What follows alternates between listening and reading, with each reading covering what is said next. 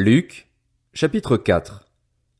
Jésus, rempli du Saint-Esprit, revint du Jourdain. Il fut conduit par l'Esprit dans le désert où il fut tenté par le diable pendant 40 jours. Il ne mangea rien durant ces jours-là et, quand cette période fut passée, il eut faim. Le diable lui dit, « Si tu es le Fils de Dieu, ordonne à cette pierre de devenir du pain. » Jésus lui répondit, « Il est écrit, l'homme ne vivra pas de pain seulement, mais de toute parole de Dieu. » Le diable l'emmena plus haut, sur une haute montagne, et lui montra en un instant tous les royaumes de la terre. Puis il lui dit, « Je te donnerai toute cette puissance et la gloire de ces royaumes, car elle m'a été donnée, et je la donne à qui je veux. Si donc tu te prosternes devant moi, elle sera toute à toi. » Jésus lui répondit, « Retire-toi, Satan. En effet, il est écrit, c'est le Seigneur, ton Dieu, que tu adoreras et c'est lui seul que tu serviras. » Le diable le conduisit encore à Jérusalem, le plaça au sommet du temple et lui dit, « Si tu es le Fils de Dieu, jette-toi d'ici en bas, car il est écrit, il donnera, à ton sujet, ordre à ses anges de te garder, et ils te porteront sur les mains, de peur que ton pied ne heurte une pierre. » Jésus lui répondit, « Il est dit, tu ne provoqueras pas le Seigneur, ton Dieu. » Après l'avoir tenté de toutes ses manières, le diable s'éloigna de lui jusqu'à un moment favorable. Jésus, revêtu de la puissance de l'Esprit, retourna en Galilée, et sa réputation gagna toute la région. Il enseignait dans les synagogues et tous lui rendaient gloire. Jésus se rendit à Nazareth où il avait été élevé et, conformément à son habitude, il entra dans la synagogue le jour du sabbat. Il se leva pour faire la lecture, et on lui remit le livre du prophète Ésaïe. Il le déroula et trouva l'endroit où il était écrit « L'Esprit du Seigneur est sur moi, parce qu'il m'a consacré par onction pour annoncer la bonne nouvelle aux pauvres. Il m'a envoyé pour guérir ceux qui ont le cœur brisé, pour proclamer aux prisonniers la délivrance et aux aveugles le recouvrement de la vue, pour renvoyer libres les opprimés, pour proclamer une année de grâce du Seigneur. » Ensuite, il roula le livre, le remit au serviteur et s'assit. Tous ceux qui se trouvaient dans la synagogue avaient les regards fixés sur lui.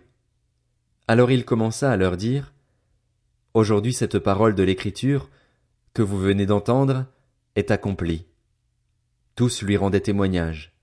Ils étaient étonnés des paroles de grâce qui sortaient de sa bouche et ils disaient, « N'est-ce pas le fils de Joseph? » Jésus leur dit, « Vous allez sans doute me citer ce proverbe, « Médecin, guéris-toi toi-même. » Et vous me direz, « Fais ici, dans ta patrie, tout ce que, à ce que nous avons appris, tu as fait à Capernaüm. » Il leur dit encore, « Je vous le dis en vérité, aucun prophète n'est bien accueilli dans sa patrie.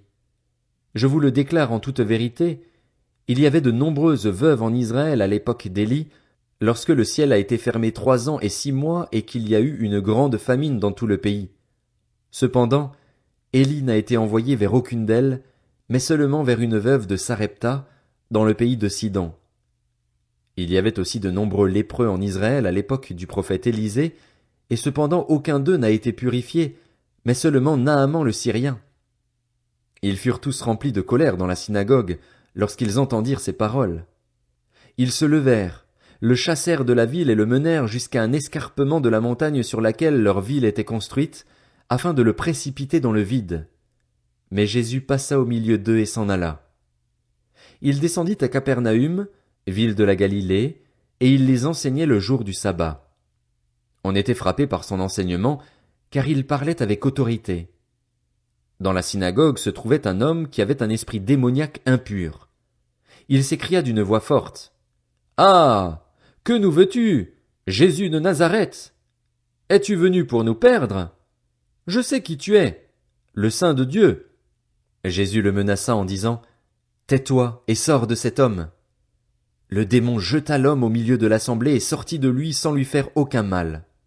Tous furent saisis de frayeur, et ils se disaient les uns aux autres, « Quelle est cette parole? Il commande avec autorité et puissance aux esprits impurs, et ils sortent. » Et sa réputation gagna toute la région. En sortant de la synagogue, il se rendit à la maison de Simon. La belle-mère de Simon avait une forte fièvre et on lui demanda d'intervenir en sa faveur. Il se pencha sur elle, menaça la fièvre, et la fièvre la quitta. Elle se leva immédiatement et se mit à les servir. Au coucher du soleil, tous ceux qui avaient des malades atteints de diverses maladies les lui amenèrent. Il guérit chacun d'eux en posant les mains sur lui. Des démons aussi sortirent de beaucoup de personnes en criant et en disant « Tu es le Messie, le Fils de Dieu !»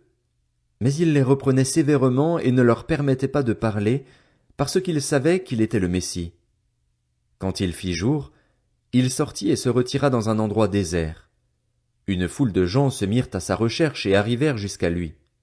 Ils voulaient le retenir afin qu'il ne les quitte pas, mais il leur dit « Il faut aussi que j'annonce aux autres villes la bonne nouvelle du royaume de Dieu, car c'est pour cela que j'ai été envoyé. » Et il prêchait dans les synagogues de la Galilée.